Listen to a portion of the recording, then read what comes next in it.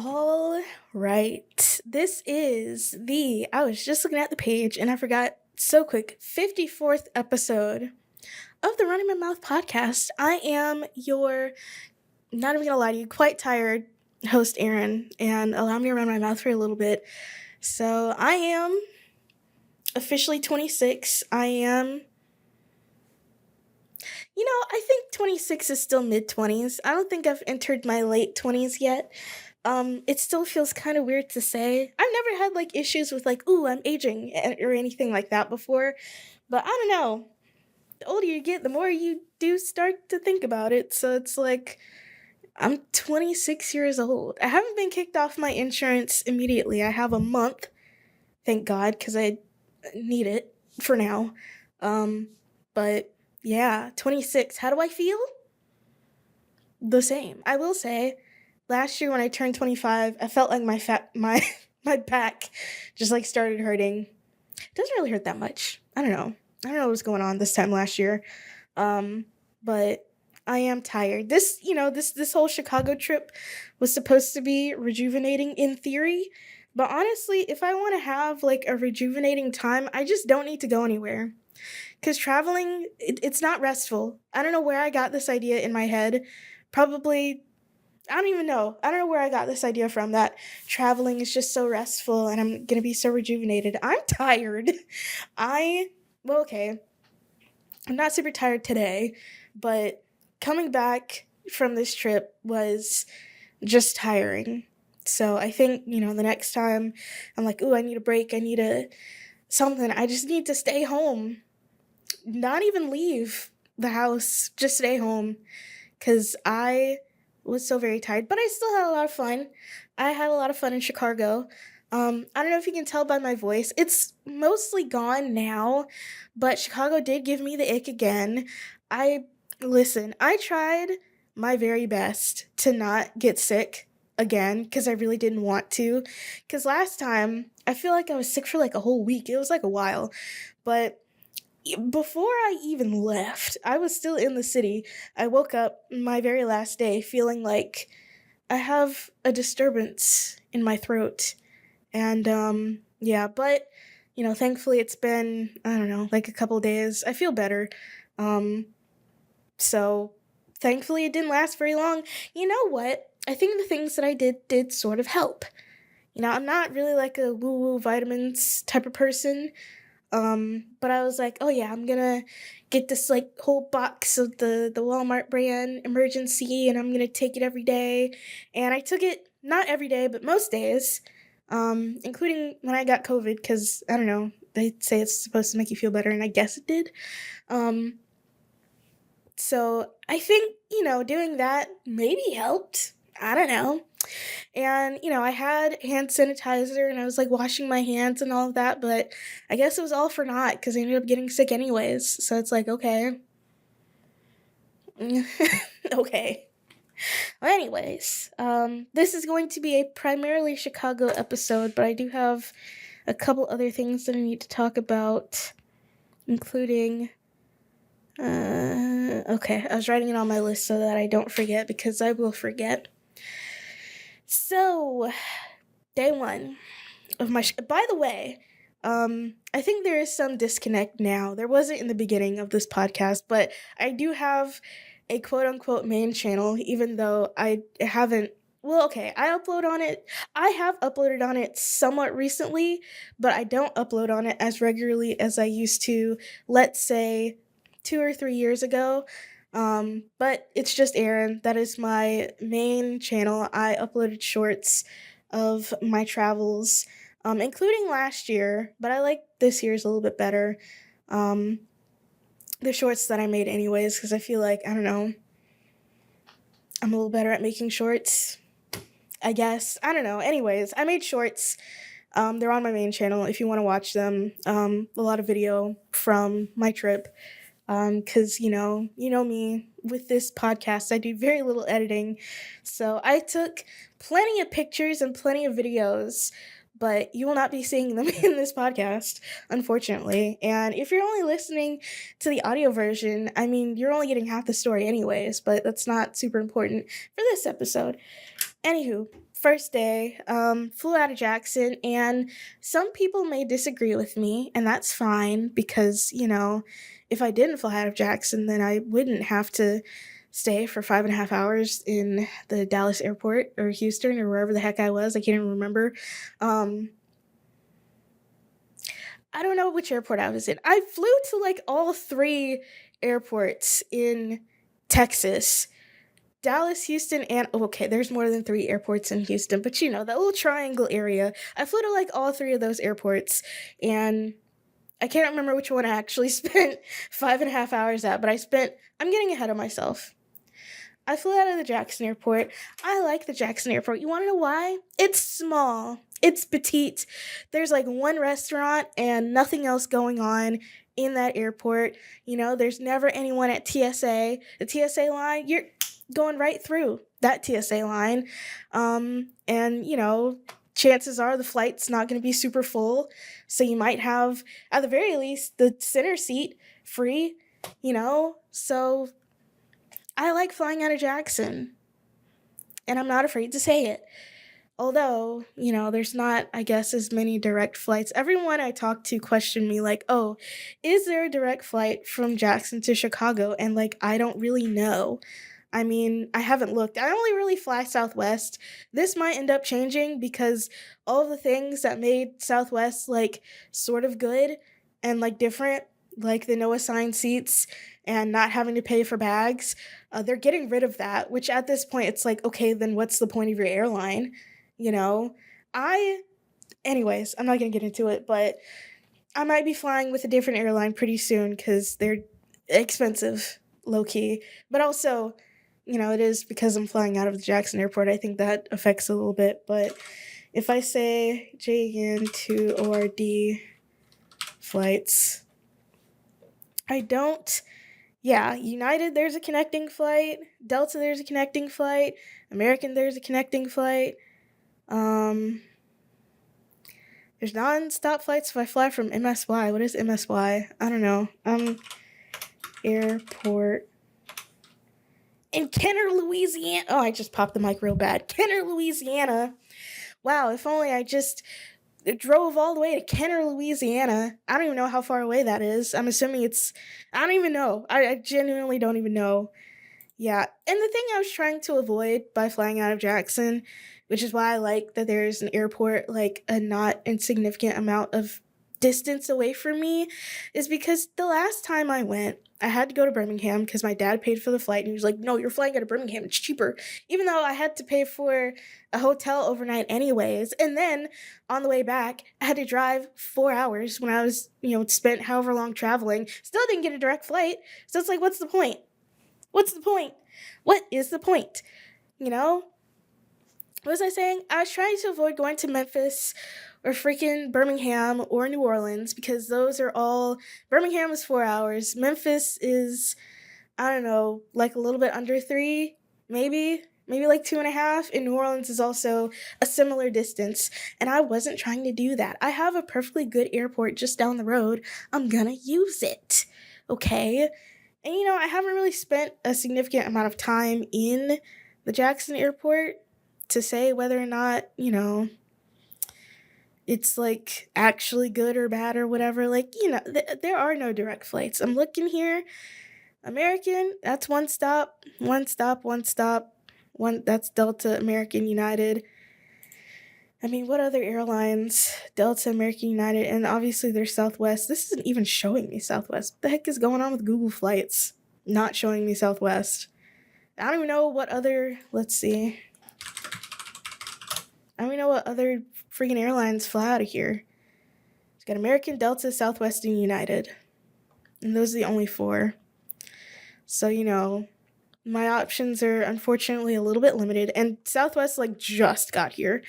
Like, within, I don't even know, like, maybe the past, like, 3 years or something like that. It was when I was living here that Southwest, came to this airport. So, the options are a little bit limited. But either way, I have the option to fly out of Jackson. I'm flying out of Jackson. That was really long-winded for, like, no reason. But I ended up having like a 1 hour delay. It was on the very last leg because I had two layovers for like each flight that I had. So on the 31st and the 3rd. Um, and for the last leg of me going there, first of all, it was delayed. So I had to go from Texas to Louisiana, which again, I don't know which of the three in the triangle I was flying out of. It doesn't matter. But there were storms, so already that was causing delays, and we were gonna have to take an alternate route. But as we were pushing out of the gate, there's like the little car. It's like a tugboat, but for planes. It's really little, and it has like a little long arm on it, and it attaches to the front tricycle wheel of the plane, and it like pushes it out because I guess airplanes don't have a reverse. I don't know how airplanes work. So we're pushing out, and I feel something on the plane, and I'm like, "What the heck is that?" And we stop moving, and then the pilot comes on. It's like, "Hey, the push bar thing broke. We're gonna have to fix it and then inspect it, and we don't know how long this is gonna take." And I'm like, "Great," you know. And it was foolhardy of me to expect, everything to go swimmingly on this trip, which for the most part, that was the only thing that went like wrong. Everything else was like fine, with my well, we'll get to my hotel, which even that, it wasn't fine. It wasn't like bad, but that was the only thing that went like wrong, and it didn't even go that wrong. So they had to pull us back into the gate because we were like, I don't know, a few feet away. So we had to get put back into the gate. And then they had to fix the push arm. And all of that ended up taking like an hour. And so, we're delayed by like an hour. And this is the longest leg. This is about 3 hours. Because again, it's usually shorter, but we had to loop-de-loop around storms. Like at one point, I was looking out the window and all of a sudden I see like so much water and like ocean. And I'm like, did I blink and we already made it to like Lake Michigan or whatever friggin' lake is up there by Chicago? I don't know which one. I'm pretty sure it's Lake Michigan. You know what? I'm gonna look it up. Nope.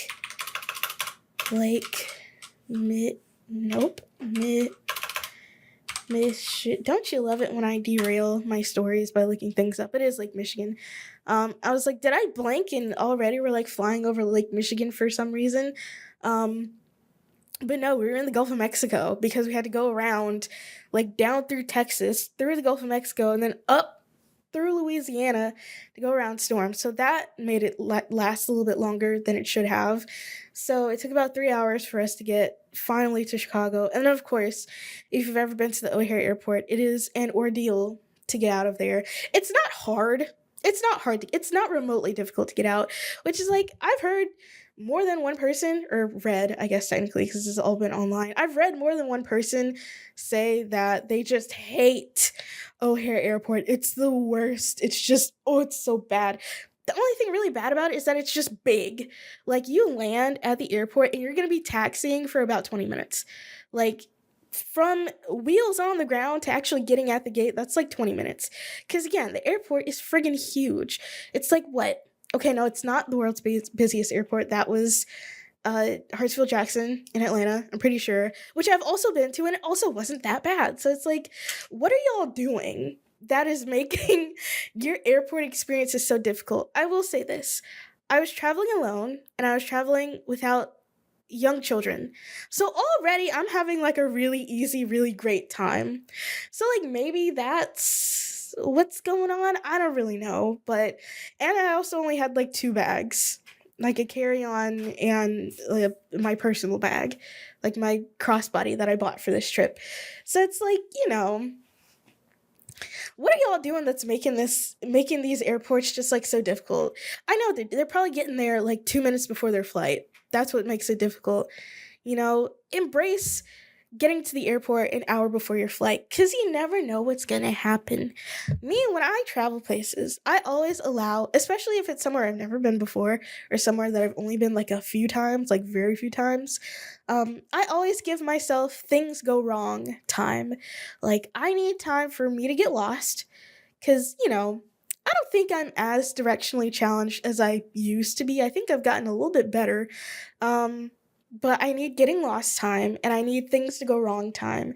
And of course, given that O'Hare Airport is humongo gigantic, I'm expecting there to be a line at, well, okay, I guess this only really applies for going to that airport, not arriving at it, but I'm expecting a really long TSA line, you know? So these are things that I do to make things easier for me. And like both times, you know, going and coming back, I arrived to the airport like 30 minutes before takeoff and I had a fine time.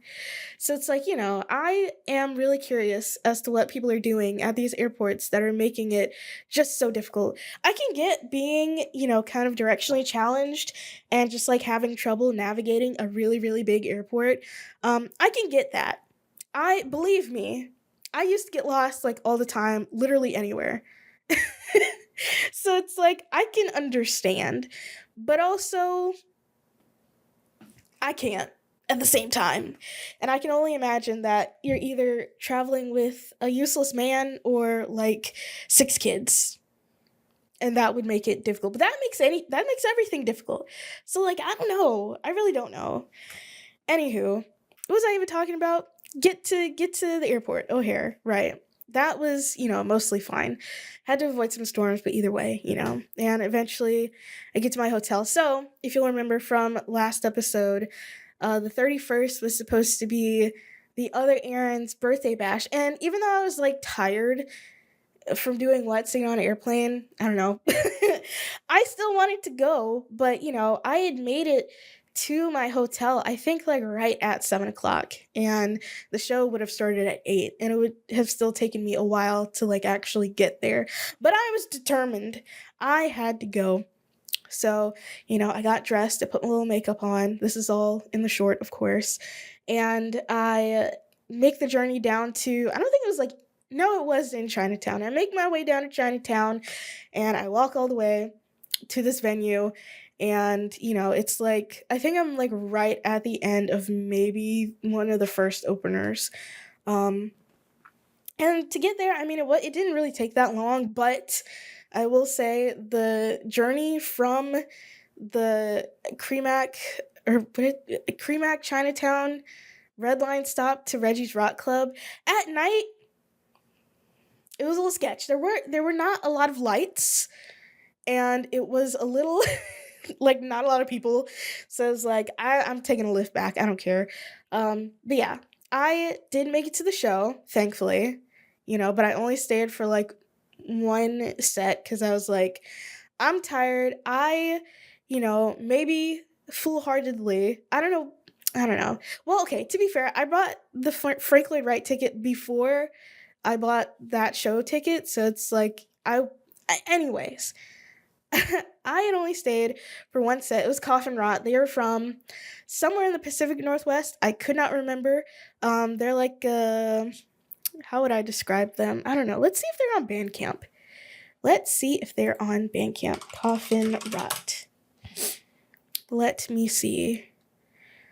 They're on Encyclopedia Metallum. Ooh. Not band. Oh, here we go. Well, this is like merch. But I'm sure I'll get. They're from Portland, which is in the Pacific Northwest, so I was right. And they have a lot of merch. Good lord, they have so many vinyls. And what is that? They got patches. They got a VHS tape. Live in Chicago from, well, it's a lot of this is sold out. Okay, a lot of this is like old merch, I think.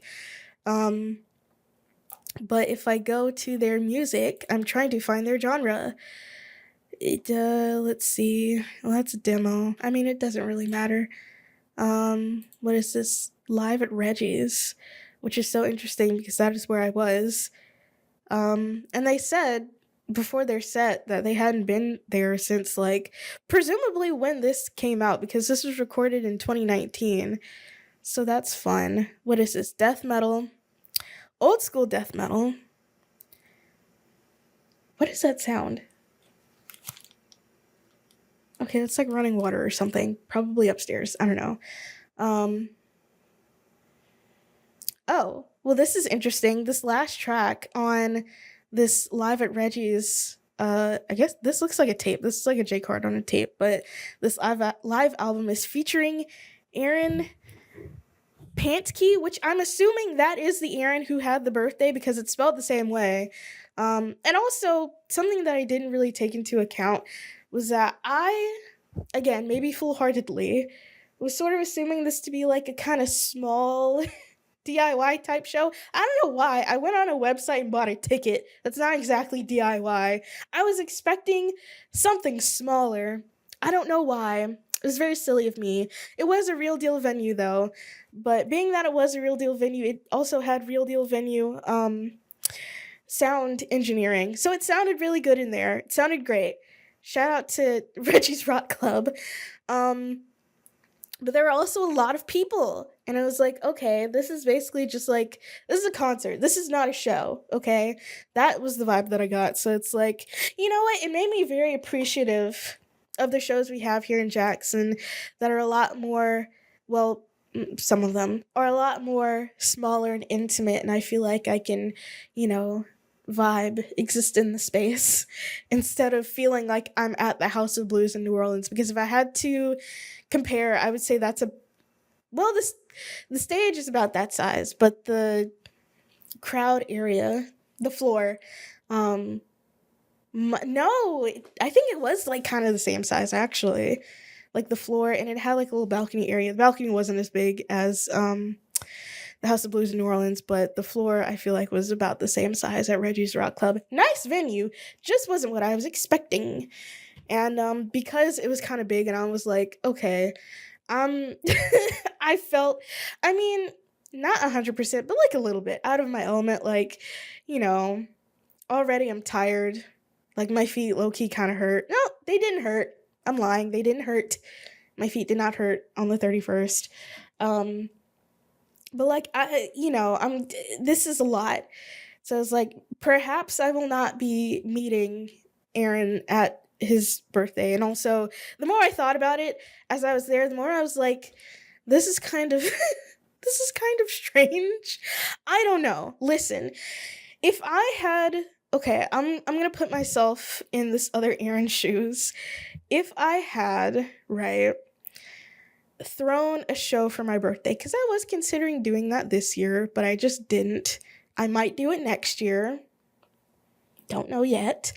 Um, and, someone from a distance, not from here. Let's say they're from, I don't know, Roanoke, Virginia. That was the first place that came to mind. I don't know why specifically Roanoke, Virginia.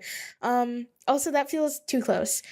Portland, Maine, instead of Portland, Oregon, were to come down because they saw it advertised on the internet, and their name was also Aaron, but they spelled it a different way, and their birthday was also within a few days of mine.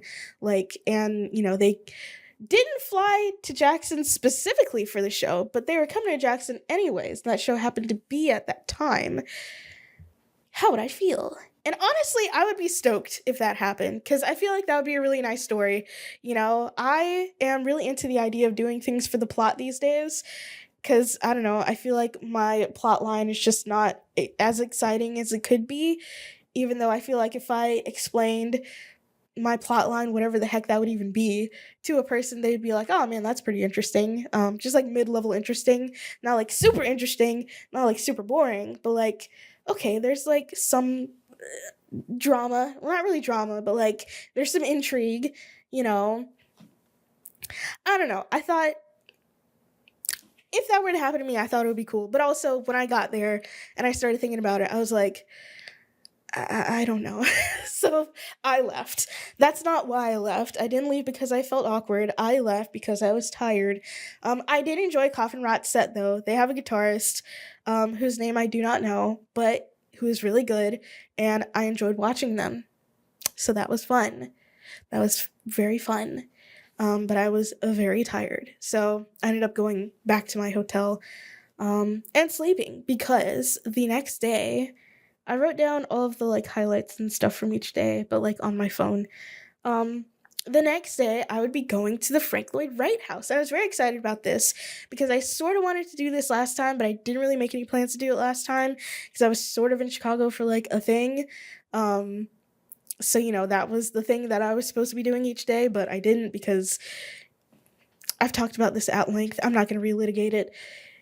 watch the episode A Romp in Chicago or Comedy of Errors. I'm like 99% sure that's the title. Um, but this time I actually made the plan. And also from where I was staying in the River North this time around instead of downtown. Either way, it was still going to be kind of a prolonged distance. Oak Park from the River North it was like an hour by train. Um, and then, of course, I still had to walk a bit of a distance from the train stop to the actual house. And so, I was on the train. And of course, oh, how could I forget? RIP to the real train lover, Rolling Ray, who passed away recently, who I got I Love the Train from, of course. Um, we can never forget a real train lover. So RIP Rolling Ray, who left, a big impact on popular culture and me, because every time I see every time I see a train, I think of Rolling Ray, like sort of unironically, like actually. So RIP Rolling Ray. It's actually kind of sad. But anyways, as you know, much like Rolling Ray, I love the train. So I was not complaining about being on a train for an hour. I, however, did see what I think was a drug deal going down. Which, I love the train for, not only for the fact that it is a train and it's kind of a novelty because we don't really have that kind of thing here. But you really see all walks of life on the train, like okay, maybe not all classes. I feel like if you're like rich, you're not taking the train. Like you have a person that drives you around. But I feel like everyone from, the most poor in society to sort of middle class, maybe not upper and definitely not, the highest of classes, are taking the train. So, I did see a drug deal go down. I saw a guy, I don't know what the purpose of these little tables are, but if you're in the L train in the car, like on one side, there's like a little partition and there's like a table. And most of the time, I just see people like eating sandwiches on them. But this particular time, there's a guy who had like a bag and he was like fiddling around with something. And like, I'm not trying to stare at people and like cause problems. I'm trying to be left alone on the train, and I guess just in general. So I'm glancing, but I'm not really looking. And then, all of a sudden we take a stop, and he gets up from where he's sitting, but he leaves his bag behind. So I'm like, well, you're not going to leave your bag behind, are you? And he hands something to a guy that's at the stop, and they like do this little okay, it's kind of hard because they do like this little maneuver, and I'm like, oh, I just saw a drug deal take down, baby's first drug deal. Interesting, considering where I have lived in life. It's kind of interesting that I've never actually seen a drug deal go down. People would have you believe that Selma, even though there's like 15 people that live in the entire city, so I don't know why people are just so convinced that it's so dangerous there. Anyway, people are convinced that Selma is just so dangerous, and people are also, I mean, there is some proof to this, but people are also convinced that Jackson is just like this dangerous area. But living in Selma, living in Jackson, I've never seen a drug deal go down. So I don't know. Of course, that's not really an act of violence. So when people are like, oh, such and such place is so dangerous, they're usually talking about violent crimes. And I don't know if most people would consider what's trafficking, soliciting. I don't know what that law code would be as like dangerous, but that happened, and here I am snitching about it to however many people are gonna watch. But honestly, drug deals, it's whatever. In my opinion, like I said in my short, we're all victims of capitalism. And I don't know how much drugs they're going for these days, but me and that guy probably make roughly the same amount of money a year. So it's like, can I be too mad? Can I be mad at all? I mean, I don't know. I don't know what he was dealing. Could have been fent, but anyway, moving on. Eventually, I make it to Oak Park. A very nice little suburb, by the way. does seem kind of richy rich. I will say that much. I don't really know the demographics of Oak Park, but it does seem richy rich, but also maybe not.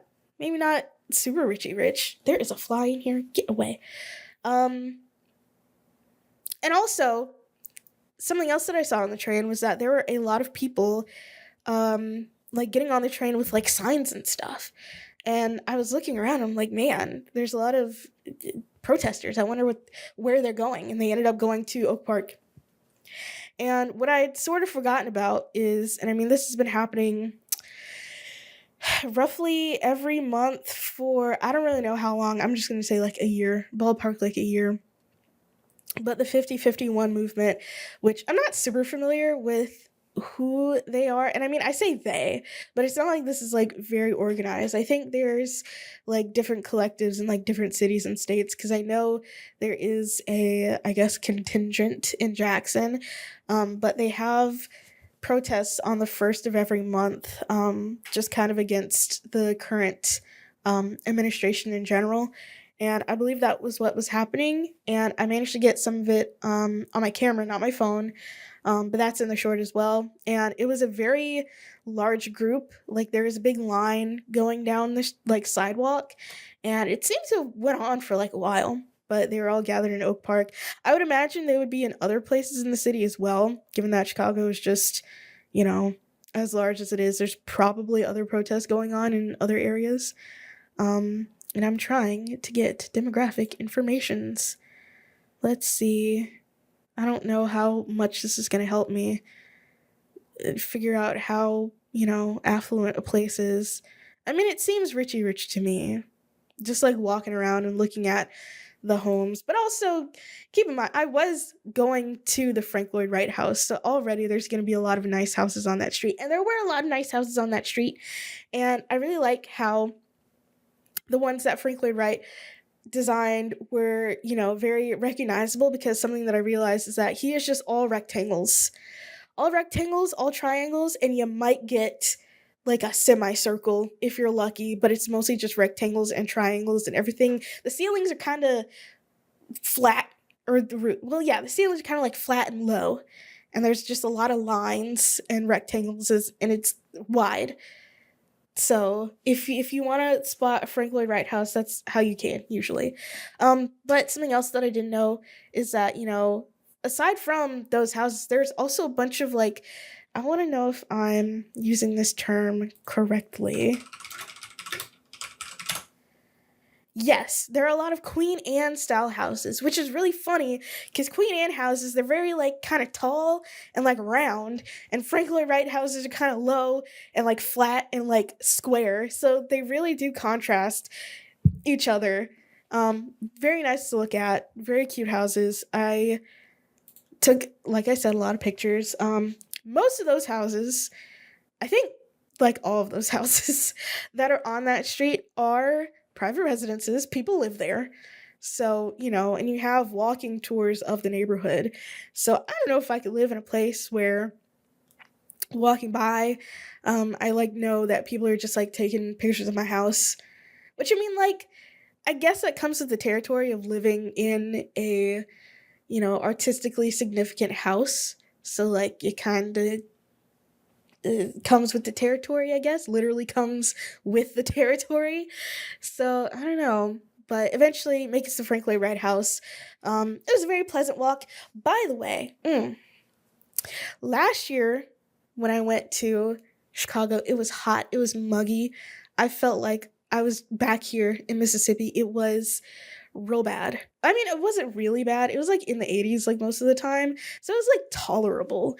I felt like that was a tolerable level of heat. This time, however, it was in the mid to low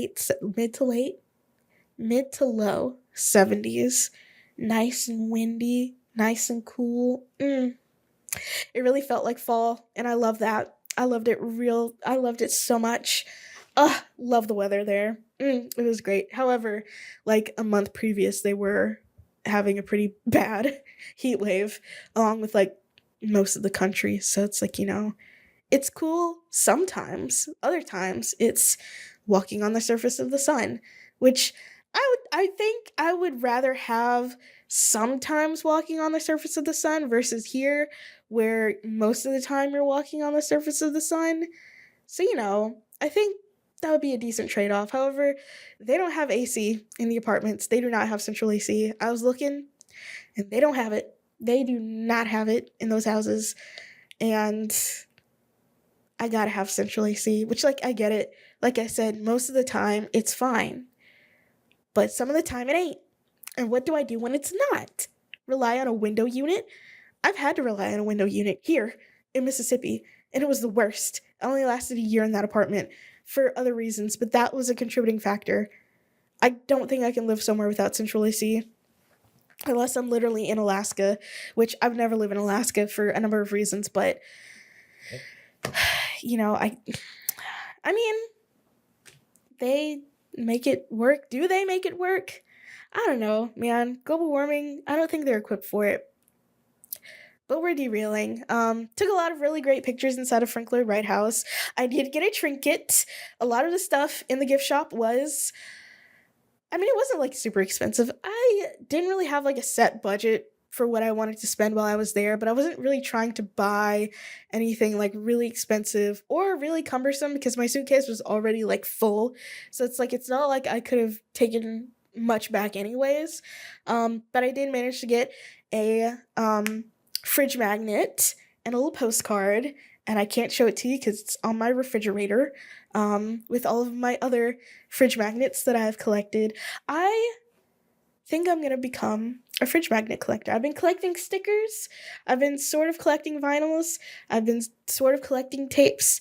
And, growing up, we had, and I mean still have, like a lot of fridge magnets on our refrigerator, including the ones with the little words, which honestly, I want to get those.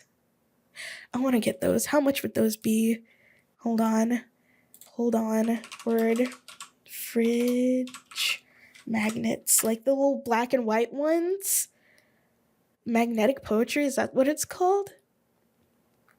Oh yeah. They have like different sets with different words and stuff. But I want just like, I don't know. I mean, it's not super expensive, I guess.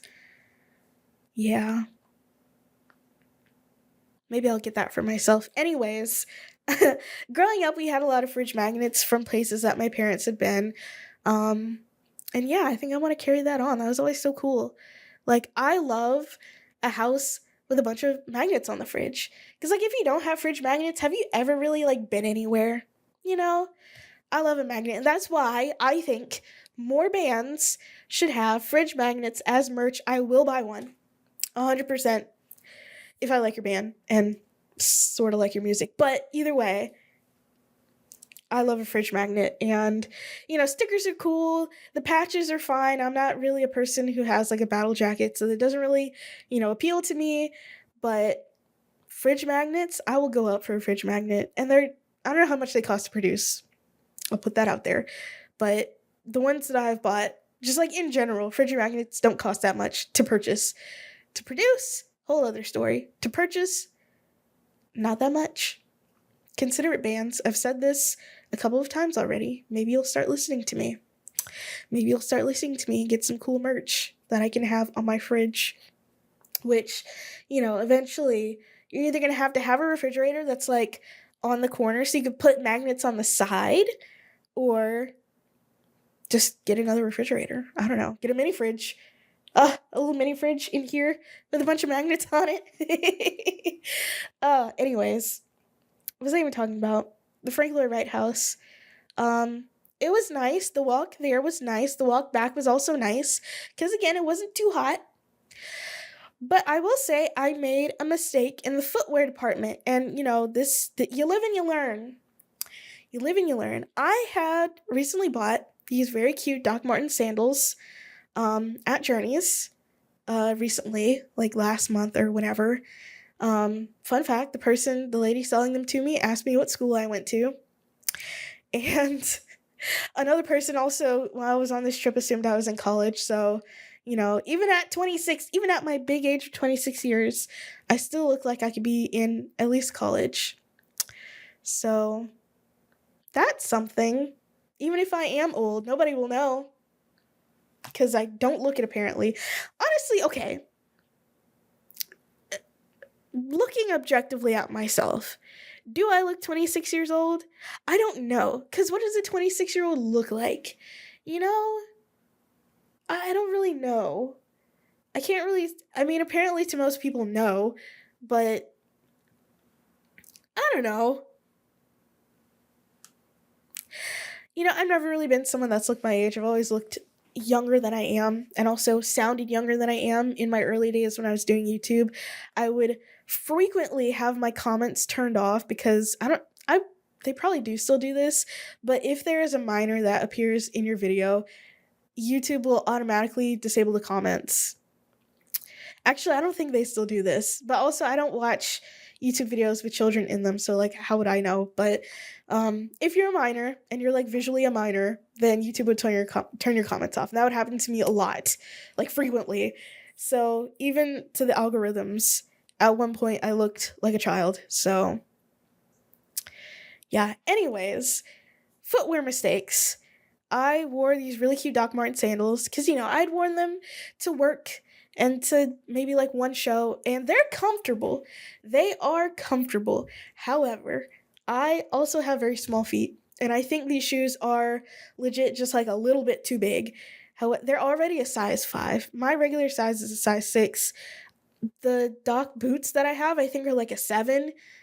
And these sandals that I have are a size 5. I don't know if they come in half sizes, but I think that might have been the smallest size that they had, like legitimately. In fact, I can look this up to see, but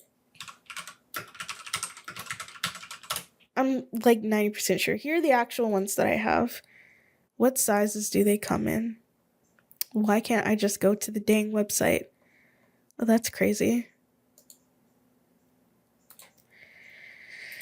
Yeah, they don't. Look, I literally have them in the smallest size, and they're still like slightly too big. So I think that contributed to my foot pain a little bit. It was mostly the friction, though. Like, if you're wearing shoes that are just like slightly too big, your feet are gonna move around in them a little bit, and that's fine for like short distances. But walking, I want to say it wasn't fully a mile, but it was almost a mile from the Blue Line stop to the Frank Lloyd Wright House. That's a lot. And I can check now, and they've mostly gone away. But I think I got like bruises on the bottom of my feet in my arch because it was just so much friction. Just rubbing up on my foot, these dang sandals, which are otherwise comfortable, just not for walking, which a mile isn't even really that long of a distance. People walk longer in more uncomfortable shoes. I did see a lot of divas, so many divas in Chicago, so many alt divas, so many alt baddies, and a lot of them were wearing Docs, and a lot of these Docs look brand new. So people are out here in the uncomfortable shoe war, and they're winning. I'm the only one losing, and I'm not even really wearing uncomfortable shoes. So it's like I don't know, man. My feet were wrecked after that. Like, they hurt so gosh darn much. And, I just had to be cute. I just had to want to dress cute on vacation and wear these dang sandals. And now I got bruises on the bottom of my feet. So that's my fault. That is my fault. I learned my lesson, though. These are not vacation shoes if you're going to be walking long distances. Standing up, perfectly fine. Walking long distances, no. Also, my feet are just, they're in a state, like, I don't know how else to describe this, but I've had issues with my feet, like, noticeably since, like, middle school. And that's because I was a toe walker. As a child, I walked on my toes. I still kind of walk on my toes.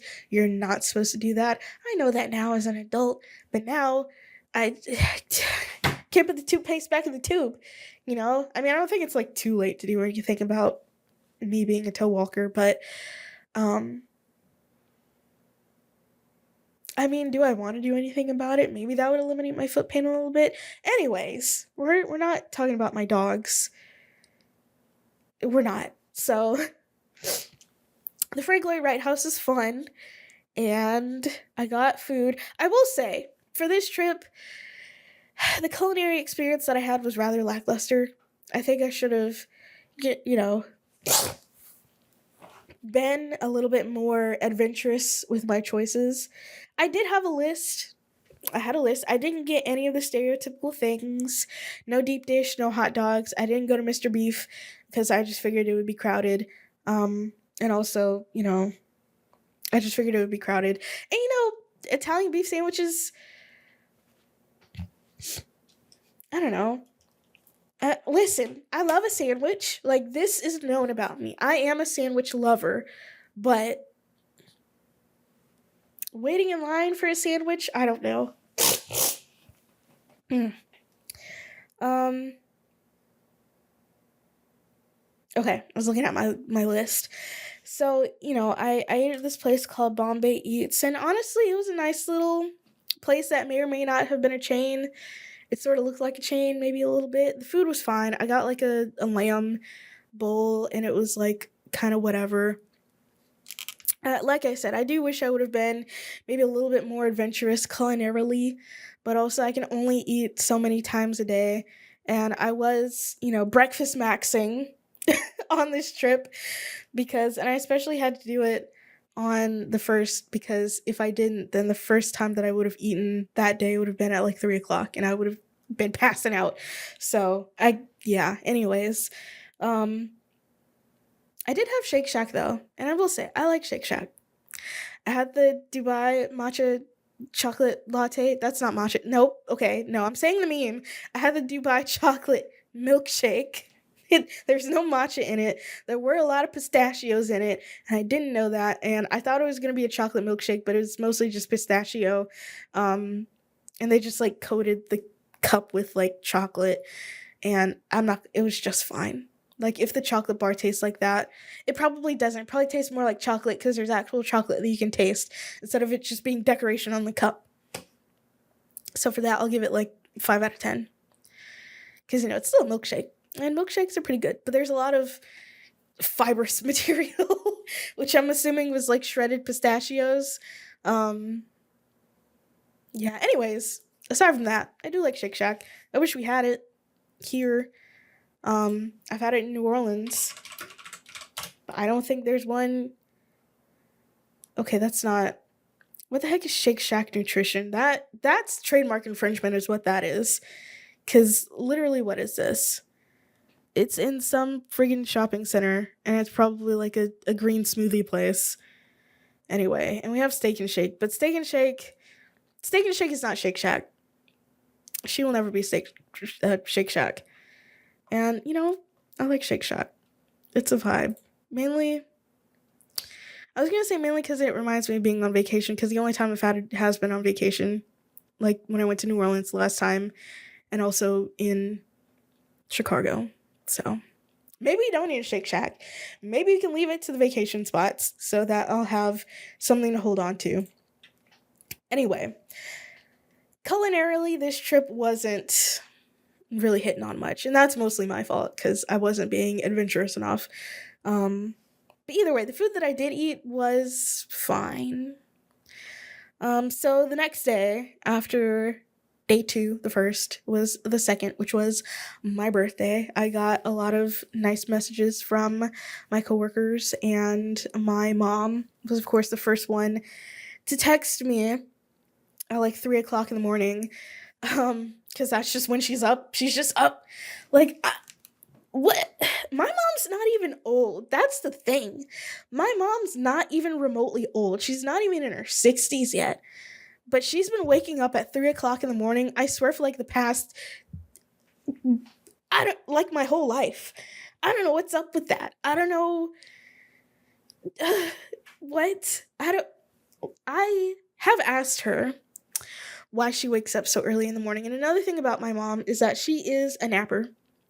She will take a nap every day at like from 10 o'clock to about, I'll say like 1 o'clock every single day without fail.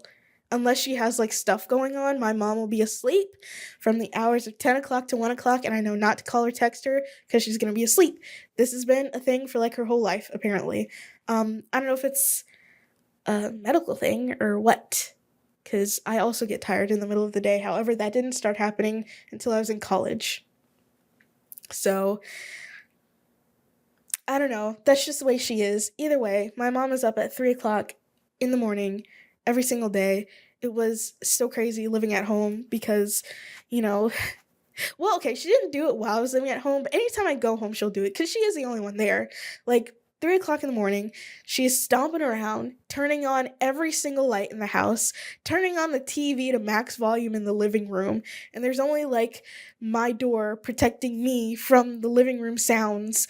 And like, I have these big gaps at the bottom of my door at, my parents' house, which calling it my parents' house is like low-key kind of weird, but it is my parents' house.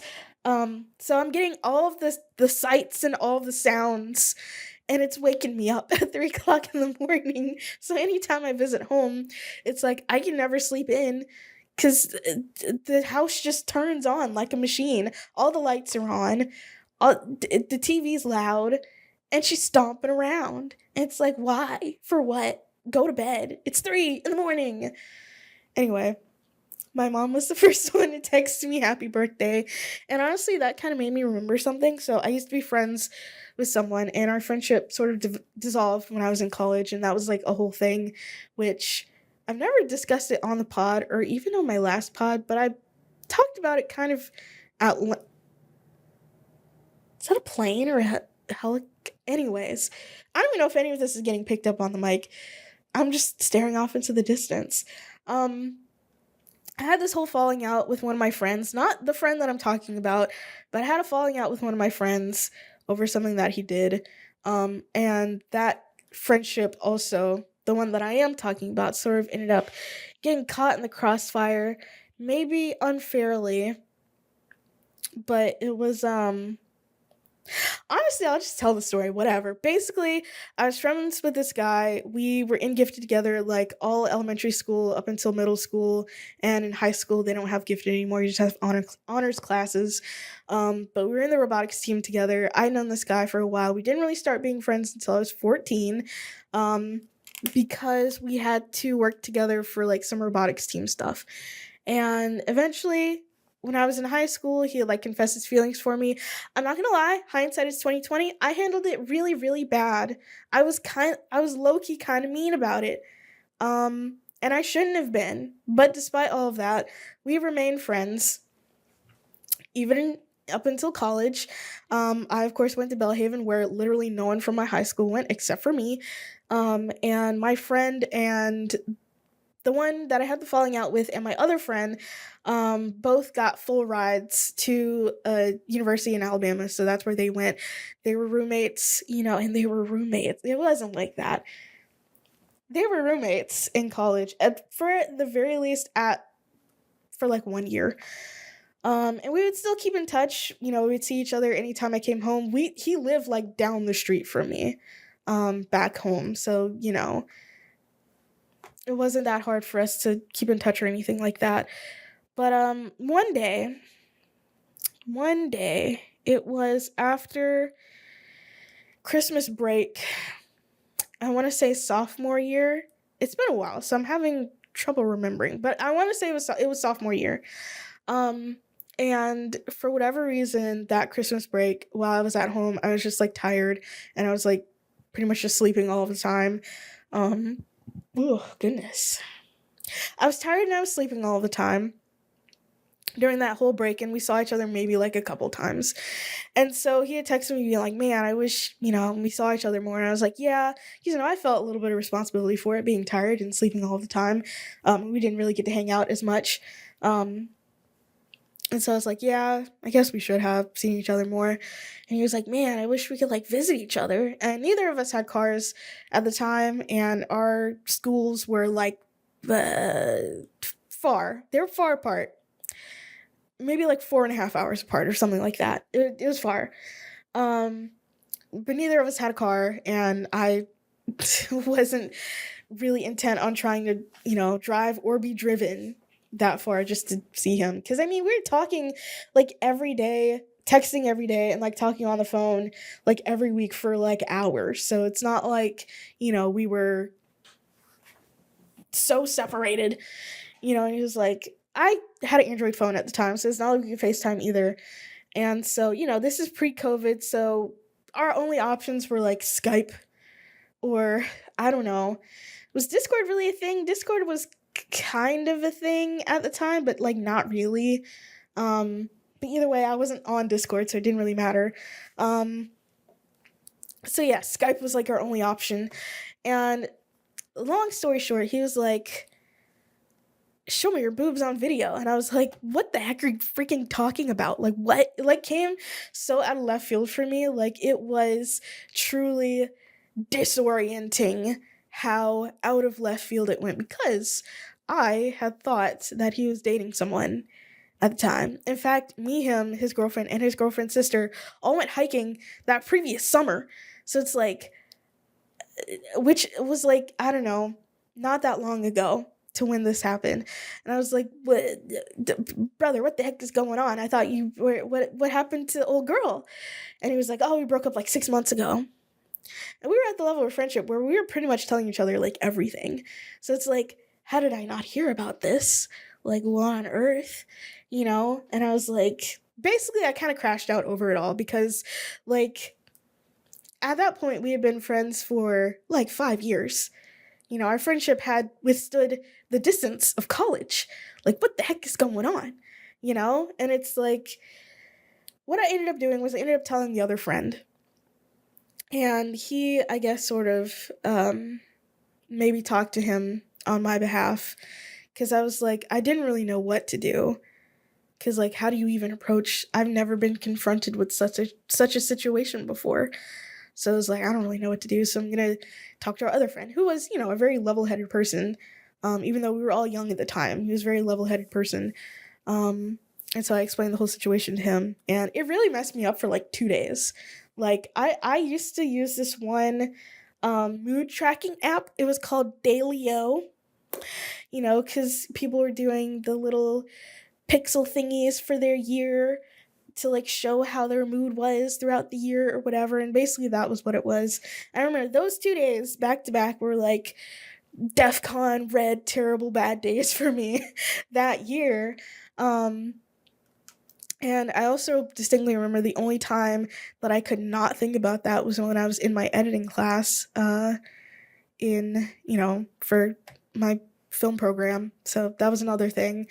And eventually I had told the weirdo friend, like, I had this whole like hour-long conversation with him where I like to think I handled it a little bit better than, when I was 14. Basically saying like, how could you even ask me for something like that? I thought we were friends. I've never sent pictures to anyone because I didn't want them to get leaked like every other girl in our high school. Like, I swear to God, it felt like every other week in school, I was hearing about some girl who got a picture or a video of her leaked doing something, and she would end up having to change schools, and the boy who was involved, nothing ever happened to him, which that's a whole other discussion that I could have, but we're not going to because I'm supposed to be talking about my trip. But I promise all of this is like relevant to the point that I'm about to make. But anyways, the friend who was not the weirdo, something that he would do for a few years is that he had told me jokingly one time that he was going to be the first person to text me on my birthday. And so for about, I want to say 3 or 4 years, he was the first one to text me on my birthday at like midnight or 1 o'clock. And that was like a running thing for us. And I haven't seen or talked to him since I was in college, like since 2019. And it's been a while. And I don't even know where he's at these days. Just crazy, because he was like, this other person that I'm talking about, my not weird friend, was like the first friend that I made when I was like in the 6th grade and in a new school. And the way that we became friends is that he basically just came up to me and started talking pretty much to himself. And one time he was talking about video games that he played, and he mentioned Virtual Villagers, and my ears peaked up because I was like, I friggin' love virtual villagers. And the rest was history, basically. But I haven't, like I said, I haven't seen him or talked to him since 2019. And that's really sad because our friendship didn't really have to end because of that. But um, yeah. Anyway, it was my birthday. that what a diversion. It was my birthday. I turned 26 at bright and early at 7:54 that morning because that was when I was born. Um at 7:54 in the morning, which can someone do a birth chart on me? Am I supposed to not let people do birth charts on me? I don't really know. Like I know there's like a lot of things about oh don't let people take your hair or else they might do witchcraft on you, which I don't believe in witchcraft and I don't really earnestly believe in astrology other than it's kind of fun sometimes. But I don't know. If you want to do a birth chart on me, I was born at 7:54. I don't know if that matters, but I remember doing one of those online and it asked me what time I was born at. I think you also need the location. Like, I think it asked me for like the GPS coordinates, which I don't freaking know. So, anyways, I know I'm a Virgo in like two things. I don't know what my other thing is though. So, if you want to do a birth chart on me, then be my guest. But anyways, 7:54, bright in the morning. I didn't really have much structured planned. I did want to go to the Museum of Contemporary Photography, but and I did end up going. But I ended up getting out of bed kind of late because again, feet McCurdy. Um, and I got breakfast, which I love me a continental hotel breakfast that's included. However, it is the same thing every day. And the breakfast at my hotel was kind of just okay, which I think most hotel breakfasts, unless you're like ordering from a menu, if you're getting like continental breakfast at a hotel, it's gonna be just okay. It'll be just sufficient, and that is kind of it. And that's fine. It was free. Well, actually, I don't know if it was free or if it was just included in my room price, but it was, I didn't have to pay for it, is what I'm saying. So, got breakfast kind of late, which, I mean, is it really that late? Their breakfast ended at like 9:30. So, ended up just kind of staying at my hotel, like not really doing anything until like 10 o'clock. My mom texts me and she's like, "Are you going to the big silver statue?" Like, so serious with it. And I was like, "Well, it's called the Cloud Gate." And I mean, I sort of thought about it. And she was like, "Please do. Please go to the big silver statue." Like, she texted me that in all caps. And I'm like, Jesus Christ, Mom. Okay, I'll go to the bean. Fine. Like, if you insist, sure. So I left. I went to the bean. It's beanie. It is bean shaped. It is big and it's silver and it's a statue. And there were a lot of people there and a lot of people with selfie sticks and like expensive camcorders and the Osmo Pockets, which the Osmo Pocket is legit. I use it for work. It's pretty dope. Before tariffs, I would have said like, "Oh yeah, and it's pretty affordable too." Now, no. If you're going to buy one, buy it used. Which I would say that about like pretty much all camera gear. If you're gonna buy camera gear, buy it used. There's no reason, unless you just really need a specific new camera for its features, which I don't believe you, but go off. Buy used gear. You really don't need brand new stuff. Like the only thing I have new is, well, I mean batteries. You don't want to buy used batteries. You don't want to buy used batteries. Like that's not you don't want to do that. But I have a new flash, and that was a gift. But if I were to get that flash that I have, I would have gotten it used. Like, I would have tried to buy it used. Which, I don't know if flashes degrade over time. If that's a thing, I don't think it is. But if I had my rathers, I would have bought it used. You know, like 90% of the stuff I have is used. Aside from, like, my tripod and my ring light, which my ring light has seen better days. Like, she's not on her last leg, but I think if I were to buy another light, I would get a softbox. I think that would be something that I would do instead of a ring light. I feel like ring lights are very 2016 YouTube. Yeah, very 2016 YouTube. If I were to get a new one, I would get a softbox. Which I mean, I like the light that it gives. It's pretty nice. It does the job, but knowing what I know now about like lighting and stuff, I would just get a softbox, maybe two. I don't really have like a serious lighting setup or anything like that, but if I were to invest money into it, I would get two softboxes. Yeah, even though I am very close to the wall, so it wouldn't really make like a difference to have two. If I, did a proper lighting setup, just a proper filming setup at all, first of all, I would back up off the wall. you know, I would get some distance between the wall because there's no depth here. And I would probably face the other direction, but I just don't feel like facing the other direction at my computer. I like not having my back towards the door. Sue me. And I would put some like stuff in the background. You know, that's what I would do if I had my rathers. But anyways, like I was saying, Cloudgate, bean statue, took pictures, sent it to my mom. She was like, yes.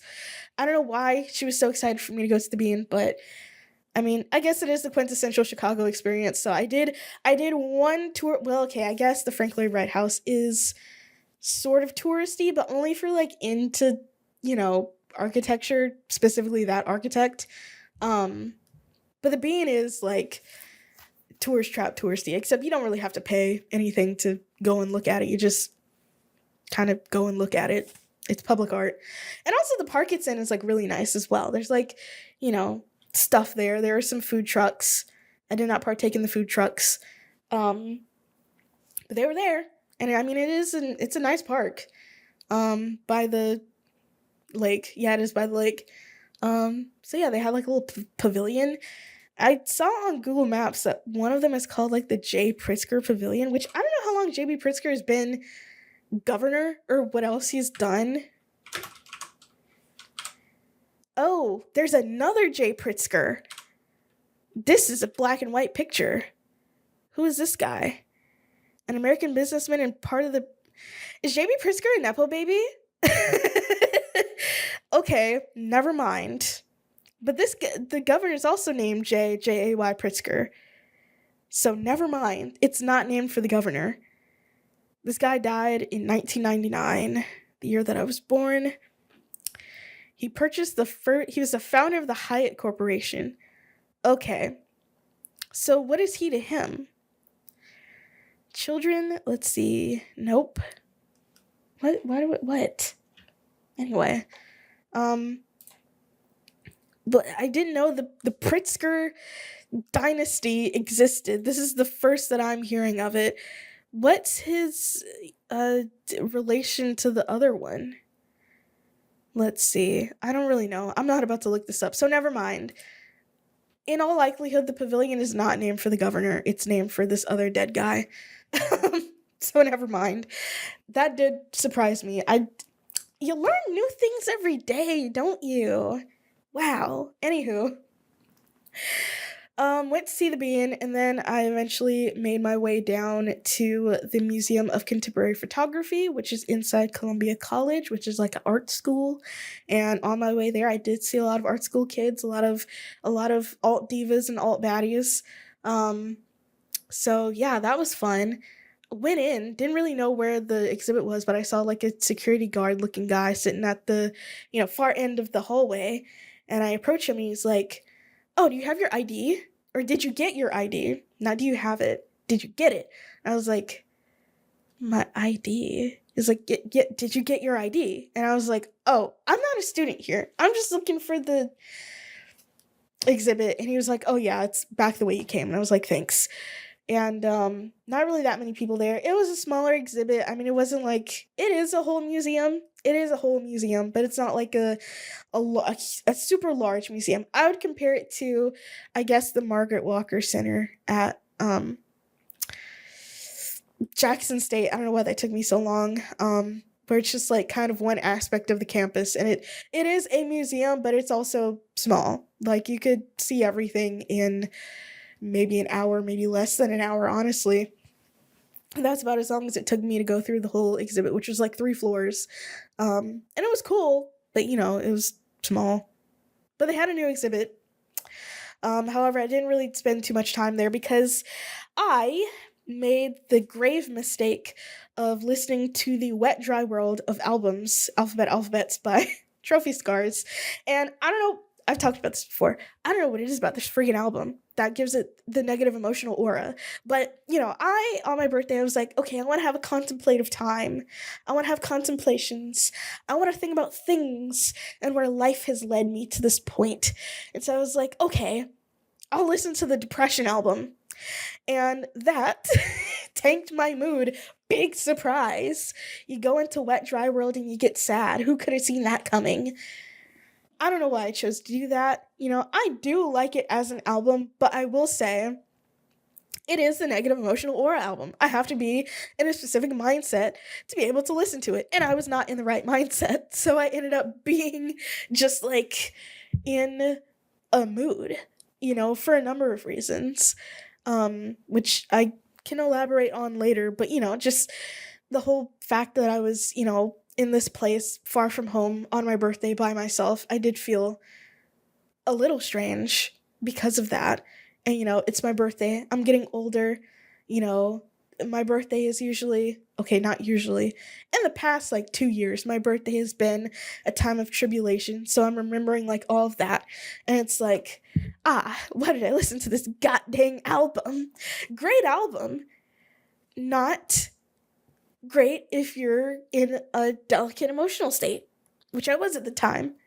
So, why did I do that? I don't know. I wanted to contemplate, but I couldn't really think of any contemplative albums for whatever reason.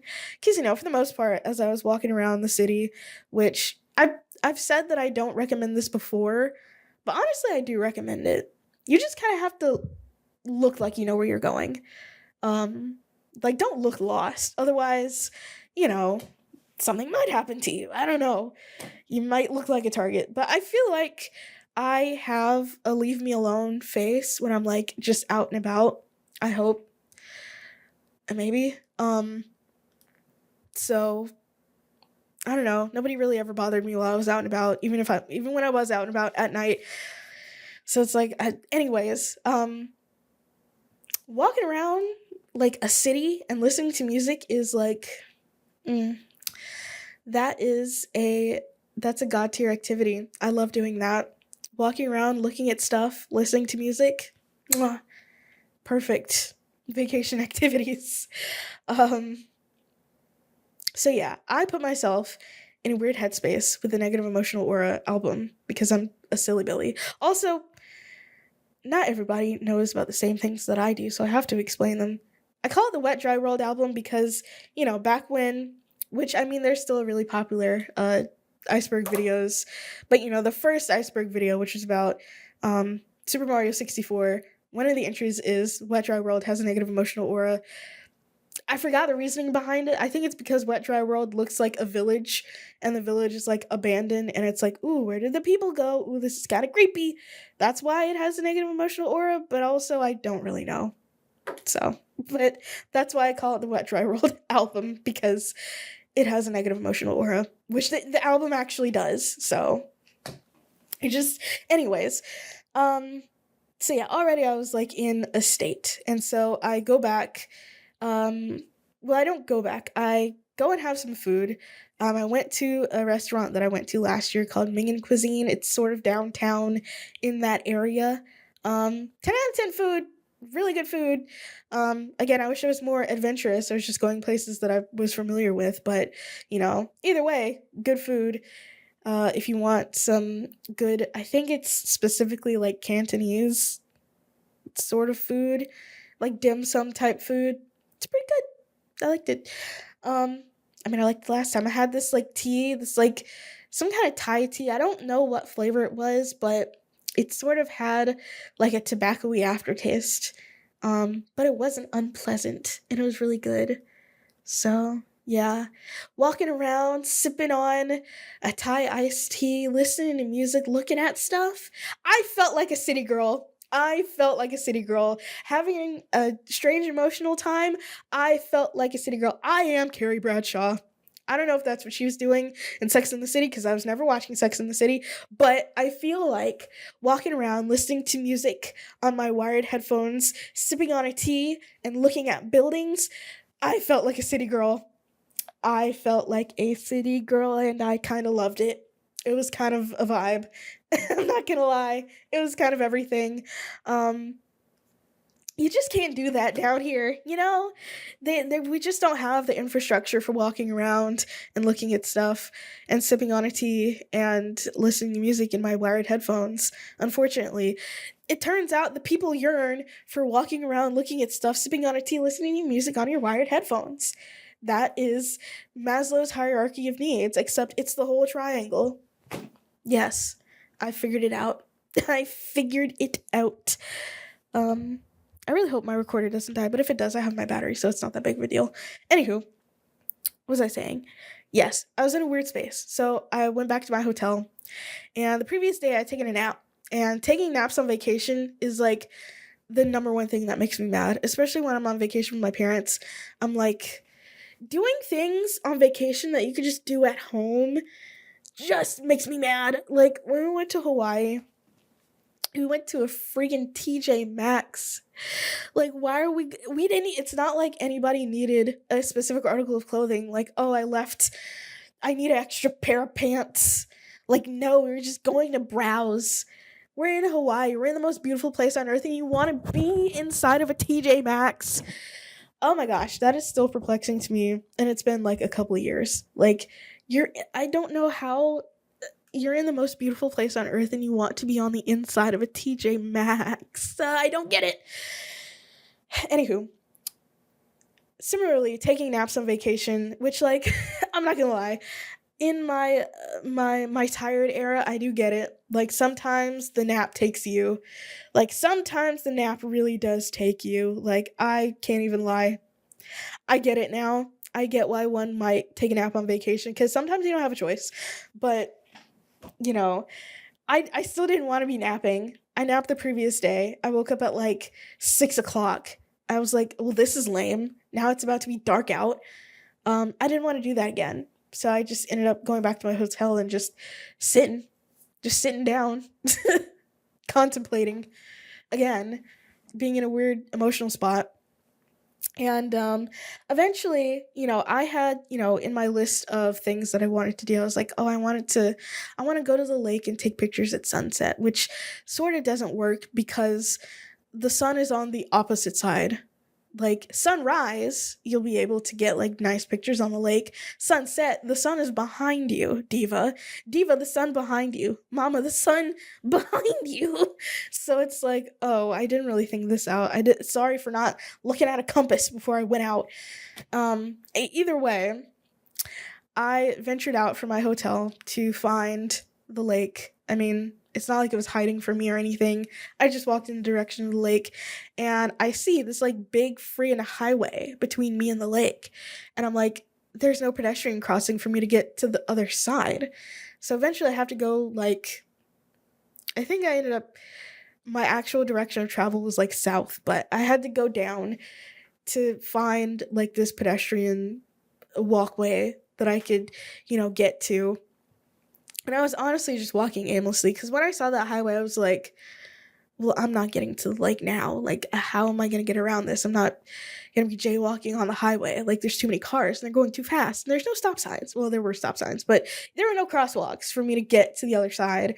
So I didn't, I guess, do enough research on how to get there. All I saw on Google Maps was here's my hotel, here's the lake, here's a pedestrian walkway alongside the lake, and realistically, I should be able to get from point A to point B. And I did. To my credit, I did. I started walking in the direction of what I thought was like a pedestrian bridge. I don't think it was. Or maybe it was. I ended up having to go down, though. Down and like up. And so I'm just walking and I'm just like, what I didn't want to go too far from my hotel because my feeties hurted still from the previous day. But at this point, I took 2 Advil and my feeties were not hurting that much. So I was like, you know what? Maybe I can make it to this friggin' lake so I can sit and look and contemplate as is customary on your birthday, I guess.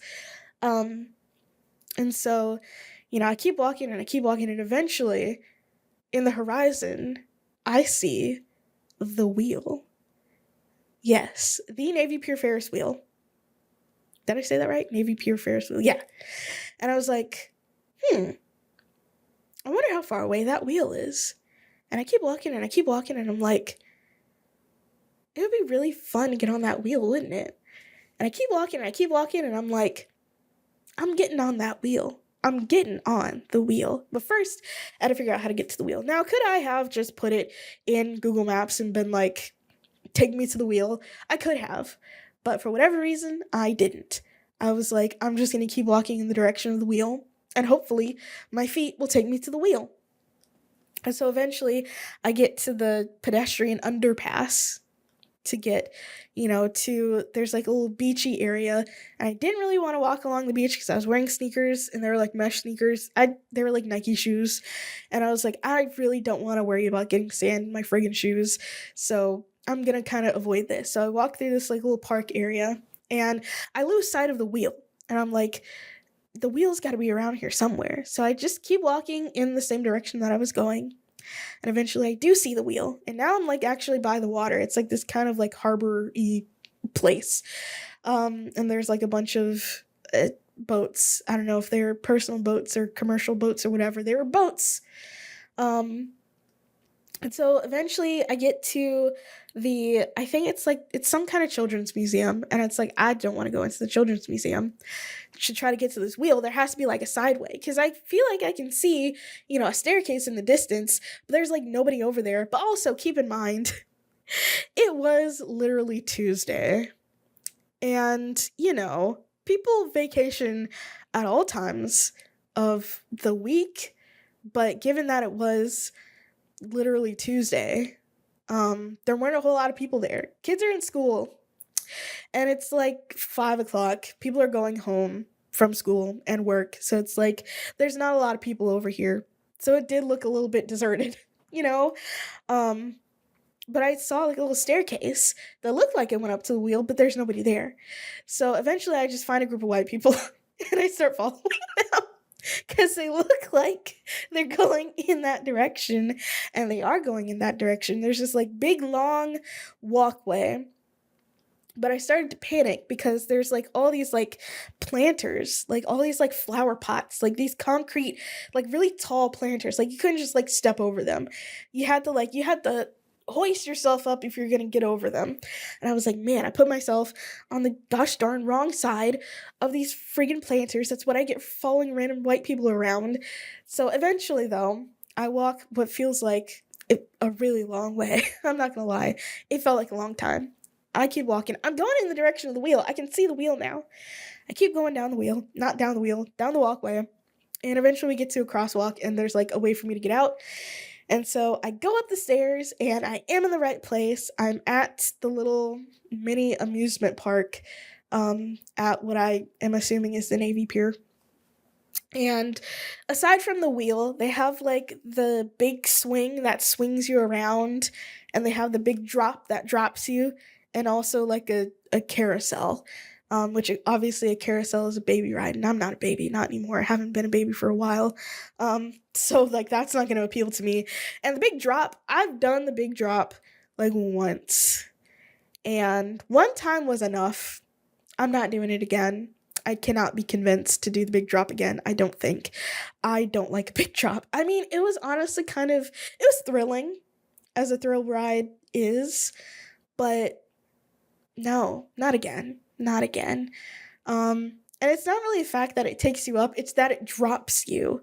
Like, no, and I'm the type of person, I get motion sick very easy. I forgot to mention this, but my stomach was waging war on the inside of my body the day that I was flying out. Like, I didn't know this before, but I found this out because, the lady sitting in the row behind me, leaving Jackson, was apparently having a wild night, and she was hungover, and the flight attendant offered her a nausea medication. I was like, they do that? That's crazy. I'll keep this in mind. And for some reason, I was like feeling sick. I'm not gonna lie, I was throwing up in the airport, in the bathroom, a place where one would expect you to throw up on the way there. I don't know why. I don't know if it's because I ate something wrong, but I get nauseated real easy these days. So, and it wasn't really motion sickness either. I don't know what was going on. I was just, maybe it was the anticipation. That's something as well. Um, and also, when I'm on planes and the plane feels like it's like dropping, and I can just feel that in my spinal column. Like, I know I was stressing out the other person in my row when we were having turbulence because I could just like feel it. I could feel it. And everyone else on the plane is like being so chill. And I'm like, how does everyone else not feel this freaking plane dropping out of the sky? And it's just being normal about it. Like, okay, I don't fly super often, and flying is still a spectacle for me. Like, I think flying is so magical. Just like you're in this thing and you're up in the sky and you're going really fast and you're above the clouds and you're above the cities and you can see everything and it's really, really cool. But also there's an element of danger to it. And sometimes it feels like the plane is dropping out of the sky. So, I have I love flying, but I'm also a little bit scared of it, just a teeny weeny bit, just a little bit. Mostly because of the plane dropping out of the sky feelings, you know. But all that to say is, I was not about to get on the swing that swings you, because that would have been a really bad time. But I want to get on this wheel. I don't think I'm afraid of heights. Like, the only time I've ever freaked out being really up high was again when we were going to Hawaii. I look out. We had taken off from wherever in California. I look out and all I can see is ocean, and I start freaking out. Like, I start crying. I grab my mom's arm and I'm like, this is crazy. And we were going to be above nothing but ocean for like 5 hours. So usually I sit by the window because, again, I get motion sick really easy. And if the plane starts moving, I want to see the motion. Otherwise, I might start yakking. Just saying. Also, I got really car sick like a lot as a kid, so this isn't, unprecedented or whatever. My vestibular system just hates me. That's just it. That's really all there is to it. that's it, apparently. So anyways, heights aren't what gets me, because I tell my mom I'm about to go up on this wheel, because also something to point out throughout this entire trip, because I'm by myself and like I get, why she has requested this, and I did it. But I had to give my mom like hour by hour updates of everything that I was doing, because I didn't want to turn Life 360 on, because I didn't want to reinstall it, because I didn't want to turn what is this, power saving mode off on my phone. So I had to give my mom hour by hour updates of everything I was doing, which I mean is fine, I guess. I am, however, now 26, and thinking about it, I don't know when that's gonna stop, if it's ever gonna stop. But whatever. Anyways, I text her a picture of the wheel, and she's like, I hope you don't get sick up there. But it's not the heights that get me. It's, motion and all that stuff. And honestly, I'm not gonna lie, big Ferris wheel, really fun. I liked it a lot. We went around a couple of times. I probably could have gone around again if I wanted to. And it was sunset.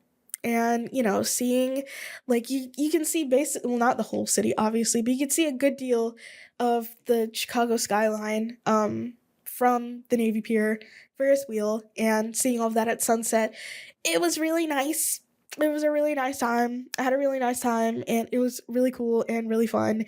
And I took a lot of pictures and a few videos, and it was really, really nice. And I think that was a really nice way to end my birthday and my birthday trip, because that was kind of the last thing that I did while I was in Chicago, was get up in the wheel. And I'm not gonna lie, it was very spur of the moment for me, because, I was trying to get to the lake, but I realized, like, there's no easy way for me to get to the lake.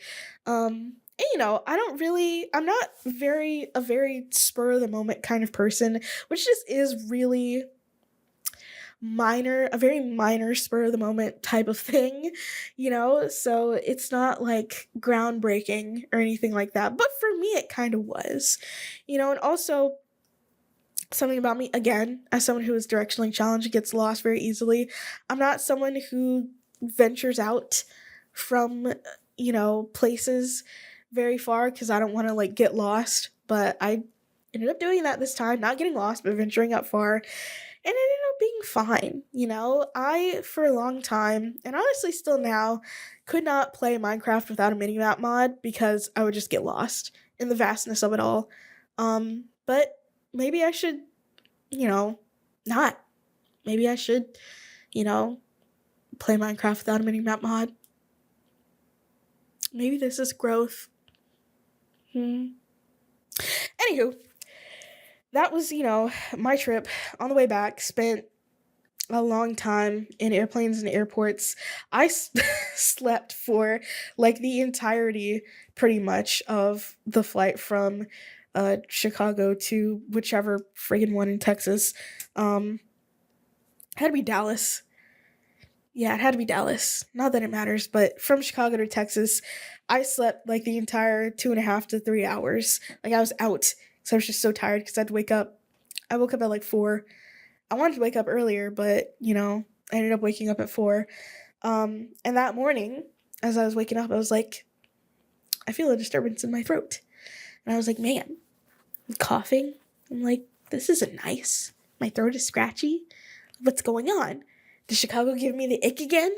Or was it because the AC in my hotel wasn't working? Because the AC in my hotel was not working. So I stayed at the Whitehall Hotel in Chicago, which is a hotel owned by Best Western.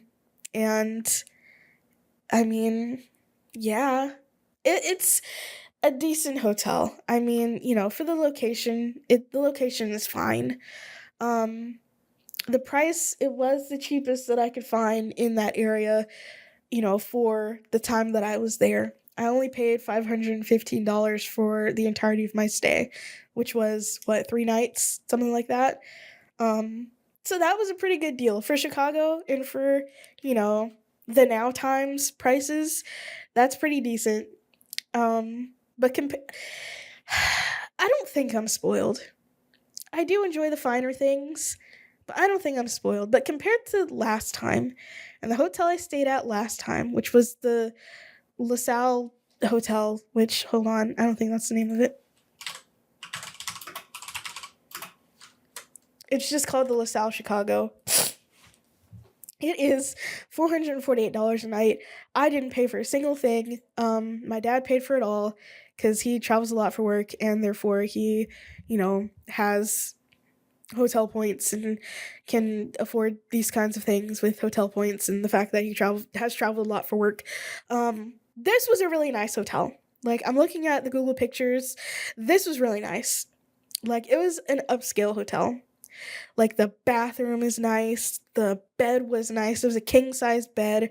Really nice. Like, I had a valet, not a valet. What do you call it? A chauffeur. I had a chauffeur that would take me anywhere within, I want to say, 1 or 2 miles, included with the hotel. So it's like, perhaps I was spoiled the last time. And now that I'm paying for everything, I have to get what I can afford. And what I can afford is not a $448 a night hotel. So I had to go with what I could afford, which was the Whitehall, which was, however much per night. And all I'll say is you get what you pay for.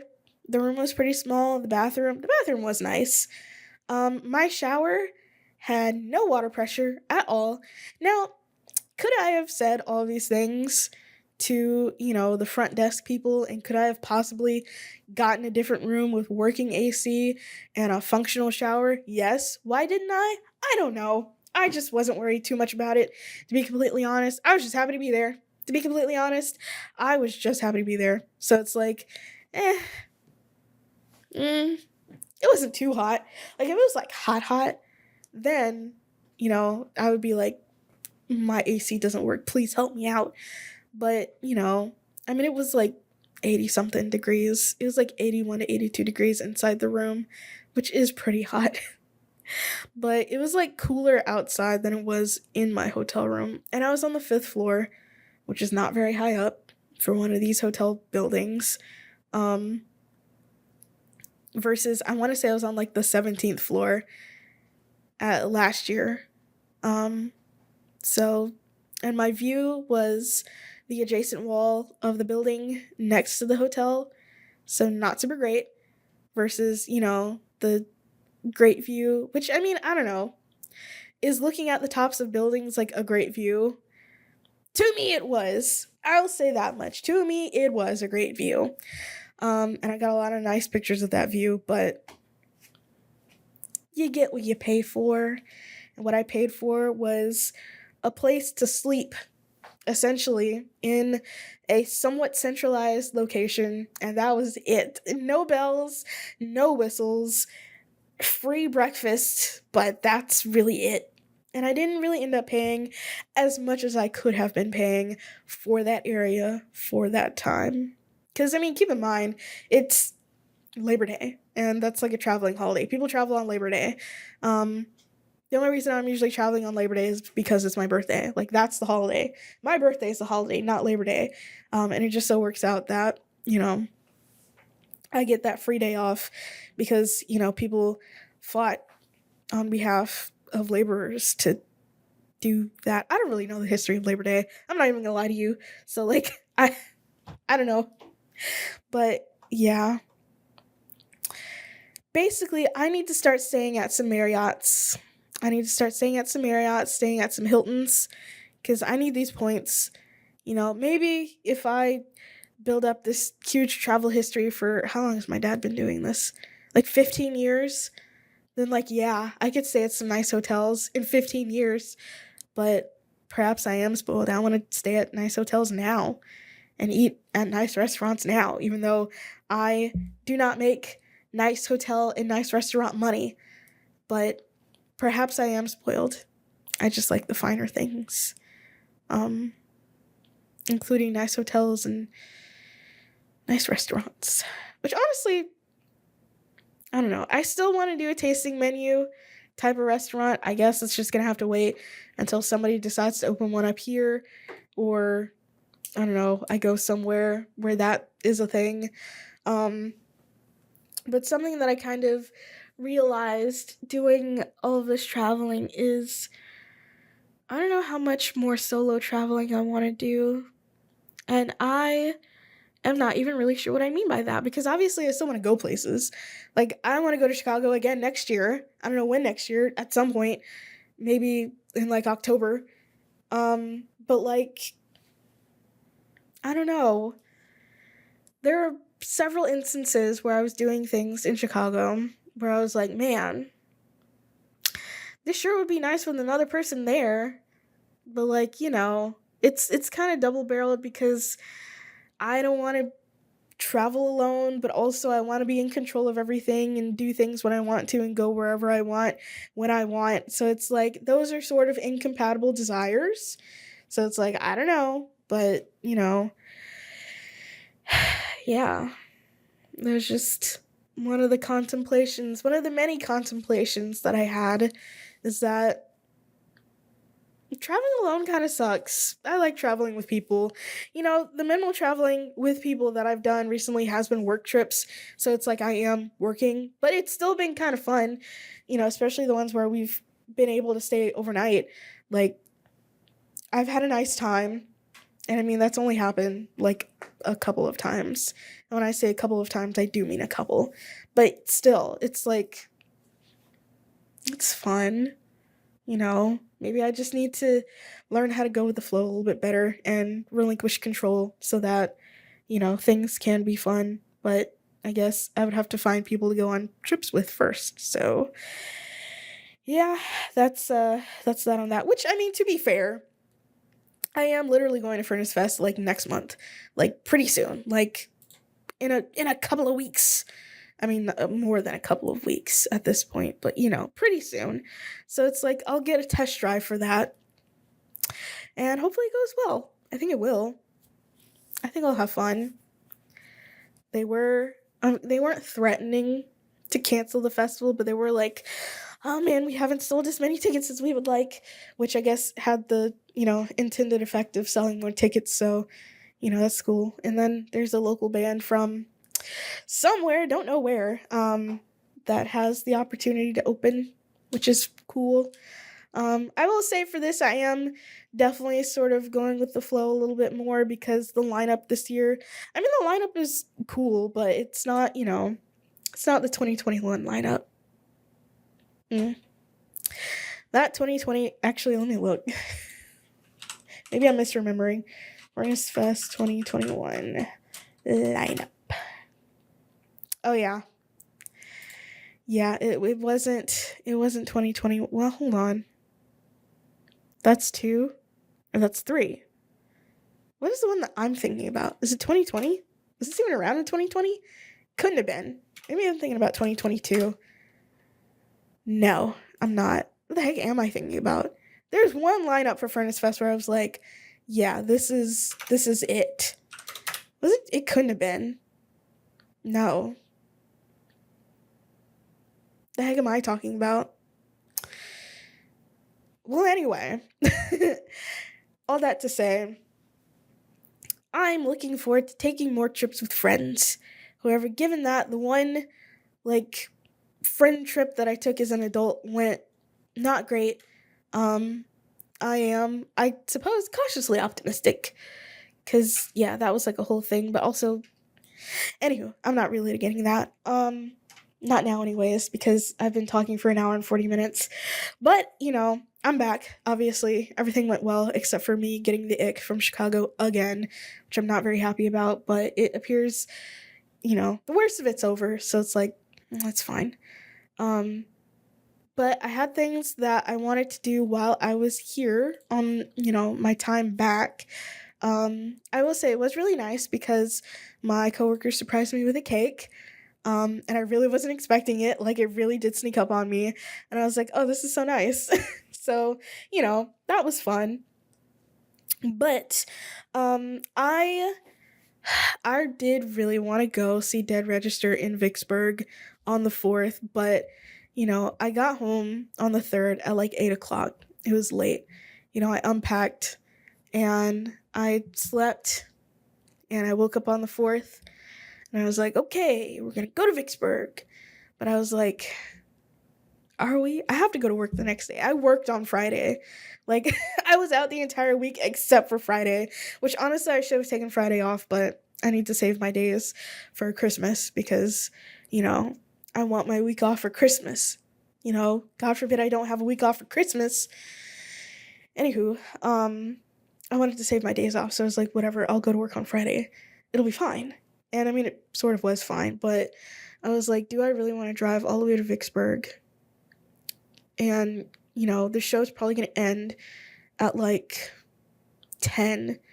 Drive back, it's 11. I'm already double dog tired still from traveling. And now I'm going to be double dog tired at work on a Friday.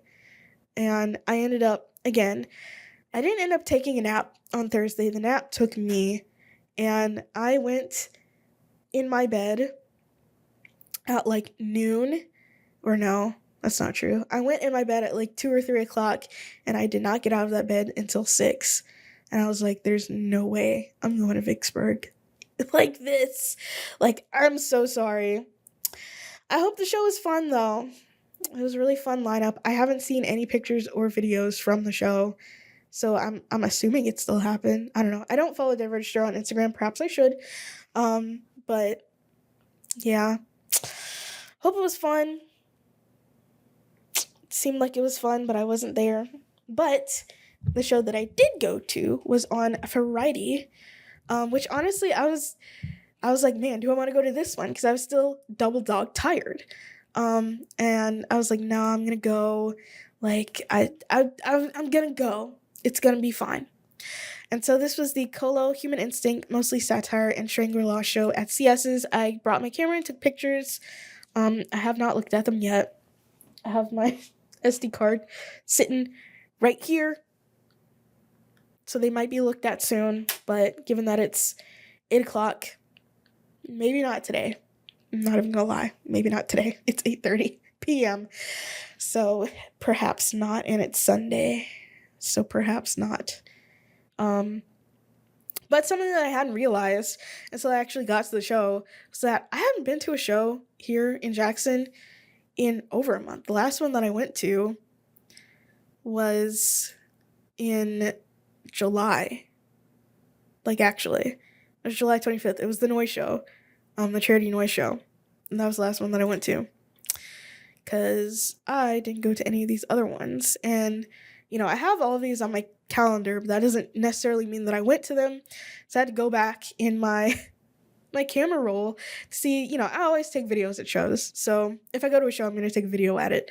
And yeah, the last one was from July 25th. So I hadn't been to a show in over a month at that point.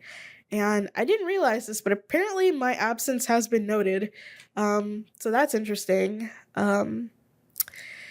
Sometimes you just don't go to shows and then people don't see you and they wonder where you are. And it's like, oh, I didn't know people were wondering where I was. I'm not even going to lie. But apparently they were. So that's an interesting feeling. I'm not going to lie. But I was there at this point, at this time, at this show, and it was a lot of fun. Yeah. Shangri-La is from somewhere in Mississippi. I don't know where, if it's from the coast or from like North Mississippi or one of these bands that's just like scattered around, because I follow this one band who I have not seen. What are they called? Oh my gosh, Encircled Throne, I believe. And they'll be popping up at the most random places in Mississippi, like cities I've never heard of, but are apparently hosting shows. And it's like, oh, okay, like, hold on, a post just popped up. Where is this? I don't know, it doesn't say. Okay, well that says Tupelo, and Tupelo's not random. I would not call Tupelo a random place to have shows, because they do have a scene up there. But I'm trying to... It wasn't Tupelo, though. It was somewhere else. It was like, where is this? That's not it. Where is this? Fulton. Where is Fulton, Mississippi? Hold on. Fulton, MS. Where's she at? Oh my goodness. Population 4,542 in 2020. Where is this even? This is... Oh goodness. Okay, it's like sort of close to Alabama. Oh, it's outside of Tupelo. I see. Either way, they've been popping up at so many teeny tiny places in Mississippi. Honestly, slay. Honestly, I have to say slay. I have to say slay to that because, there aren't a lot of, we have Jackson, we have Vicksburg, we have Hattiesburg, we have Starkville, we sometimes have Oxford. Honestly, what's going on in Oxford? Is there anything going on in Oxford? Or am I tweaking? I don't know. What is this? Okay, I'm just I'm just looking around on Google Maps. There's a place called Selmer, Tennessee. And I don't know, I find this funny because it sounds like if you say Selma with like a stereotypically southern accent. Oh yeah, I'm from Selmer. It's late. Anywho, that was a fun show. I got pictures. They'll be edited hopefully at some point this next week. And so I saw that there were a number of shows that were announced while I was on vacation. I put 0 of them on my calendar. So the only show that I have in like the next 2 weeks is on the 20th, and it's the Akashic 45's album release party. Album release show rather. I know there are other shows. They're not on my calendar. I have some catching up to do because everyone and their mama wanted to announce a show while I was on vacation. So, anyway, the next show I have after that is Peeling Flesh at Howlin' Mouse, and that's the day before Furnace Fest. That's a Thursday. But considering I'll be passenger princessing this trip to Birmingham, I do still plan on going. And then, let me see. Yeah, I have nothing for the month of August. Or September. I have nothing for the month of September because I haven't updated my calendar. So big apologies and oopsie doopsie for that. And it's been almost 2 hours. I've been yapping about Chicago for far too long. And I tired. And I think my dishwasher is done dishwashing, so I need to check on that. I will say, just closing thoughts. 25, well, okay, I literally said this last episode, but I'll reiterate it. 25 was a good year. 25 was a good year for me. Better than the 2 preceding years, I think. And I'm hoping, okay, don't hold me to this, but I've been giving this a great amount of thought. I think 26 is the year that I learn how to be hot. And I'm not talking about overheated. I mean hot, okay? I have gone most of my life not being a hot person, but I thought about it and it's like, why? Why not? It's not like I'm not hot, because hotness is a state of mind. And the manosphere people and some of the femosphere people, which is a growing contingent that I've been seeing, but the manosphere people and haters in general will tell you that no, hotness is objective, but it's not. It truly isn't. It's a state of mind. And I need to start operating like a hot person. I think I want 26. I want 26 to be the year that I learn how to be hot. Because I have the capability. I have the technology to be hot. It's just I don't ever use it. But I really need to learn, or I guess figure out what that would mean for me. Because if it's one thing that I do know about hot people is that they put in a lot of effort. And I don't know if I have the energy for effort. I'm exiting my mid-20s. I just don't have the get up and go that I used to. So do I have the energy to be hot? We have 365 days to find out. So, hopefully, hopefully this time next year, we'll find out. This is just hilarious to me because, like I said, I've lived most of my life as a not hot person. So this is just hilarious to me. But we'll find out next year if I have learned how to be hot. And I'll report back in a year if this podcast is still going by then, which I don't see any reason for it not to be going. I've been doing this for almost 3 years, I think. Like, I swear I started doing this podcast when I was like 23. That doesn't sound right though. When did I start this? Hold on. I'm scrolling back in the annals. May 10th, 2023. I was 23. Oh. I started this podcast when I was 23 and now I'm 26. I don't want to think about that for too long, so this has been the 50th. I mean, it's been how many episodes? It's been 54 episodes of a bi-weekly podcast. So like, yeah. It's been a couple of years. This has been the 54th episode of the Runnin My Mouth podcast. I've been your host, Erin. Thank you for allowing me to run my mouth. Follow me on Instagram, because if you're not following me on Instagram, you're only getting half the story. I'm not going to whisper this time because it was weird last time. And yeah.